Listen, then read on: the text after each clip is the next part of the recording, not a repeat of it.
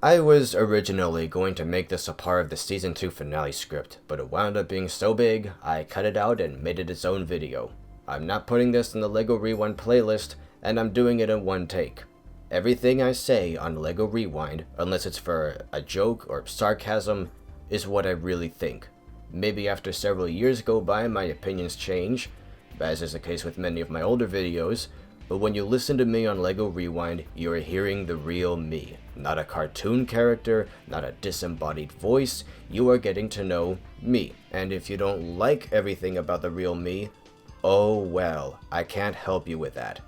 The Western episode was polarizing, but that was inevitable. I knew walking into it that no matter what I said or didn't say, I was going to offend somebody.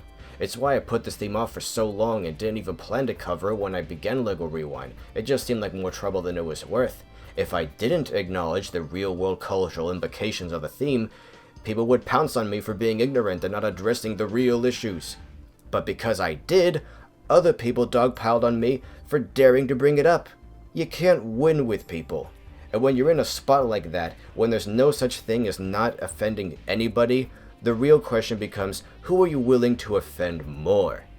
And I was not expecting quite the vicious reaction I got. Holy crap.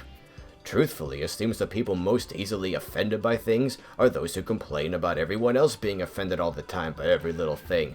Funny how that works. To reiterate, I pointed out that LEGO's products are a sensationalized, pop culture version of things not representing the way the Old West really was. When I wrote that, I realized, oh man, so many people are going to say I'm being overly sensitive just for saying that, or politically correct. So then, I threw in a segment to preemptively shoot down those responses before they could say it, pushing aside the namby-pamby modern definition of political correctness that I find quite frivolous and easy to exploit, and told them the original definition of it that I still think very much applies to a modern world, is a much more pressing issue, and should not be forgotten. About a tenth of the people in the comments section really appreciated the points I made, even felt vindicated. A few who disagreed were helpful, and brought some things to my attention I hadn't considered. The rest went, I came here for Legos, not politics! Give me nostalgia, SJW! I'm sorry to break this to you guys, but I am not here to shield you from reality, as I see it. It's not my job to create an escapist fantasy world for you, to be politically correct in other words, and I'm not going to scrub myself clean, become a character who doesn't live in the same world as my viewers, so they can project their own sensibilities onto me and pretend I'm just like them. I think hiding people from the uncomfortable reality of these things and being dishonest about myself, coddling them like children, would be far more disrespectful towards my audience. I respect you guys too much to soften my message, and I made that video the way I did because I thought you could handle it. Am I wrong? I don't want to be. I would rather people know who I am and where I stand and jump ship because my views don't sync up 100% perfectly with their own, than to pretend to be someone fictional who doesn't have opinions on anything outside of LEGO to pander to people who only want LEGO and don't really appreciate what I'm doing, only what they thought I was doing. The most common talking point I saw from one side was, why didn't you make a speech like this in the Vikings episode, or Knight's Kingdom? Aren't they the same? Why aren't those themes considered culturally insensitive like Western's Indians? Classic whataboutism. And the simple answer is, no. Because my culture didn't decimate the Vikings like we did to Native Americans and others. We didn't march in, take everything we could, and treat them like garbage to this day. No, not every situation is the same. Not every dynamic is 50-50. So you bet the manner in which these people are portrayed in a toy line marketed to millions of children is a particularly touchy subject, and you have to be careful talking about it.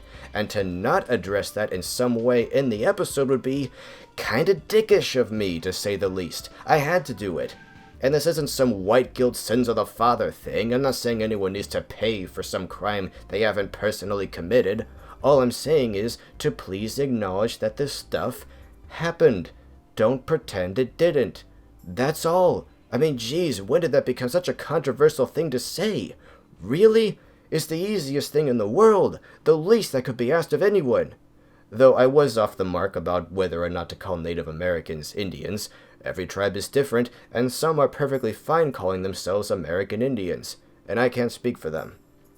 And one more thing, I didn't drag politics into this. You know, even that "says the white man" quip was like me poking fun at that, because I didn't grow up in that culture, I'm not a member of that culture, so no matter how much I educate myself on their plight, I am still coming at it from a biased perspective. Mine. And one more thing, I didn't drag politics into this. I simply point out the politics that were already there, baked into the product by nature of its existing. You see, I operate from the position that almost all art produced by humans is political in some way, because art is made by humans, and humans are political, especially those who try to appear apolitical. That may sound extreme, but stick with me for a sec. We basically got three categories: art that advocates for something, against something, and art that advocates complacency. When someone says my work isn't political, they're really saying I am relatively okay with the way things are and don't think concerns about the status quo are pressing enough to warrant challenging it.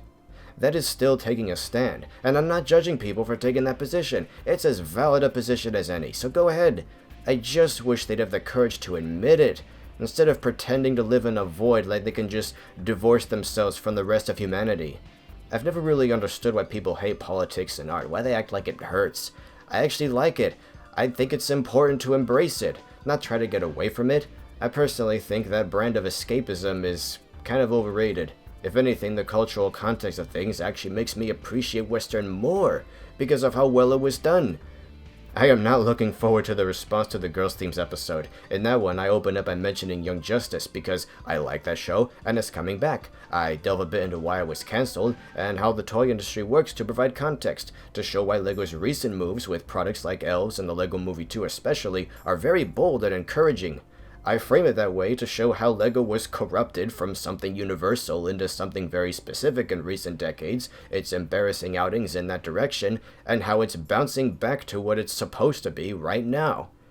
But I know people are going to call me everything in the book in the first 2 minutes. SJW, feminazi, soy boy, beta, cuck, libtard. It's not going to be pretty.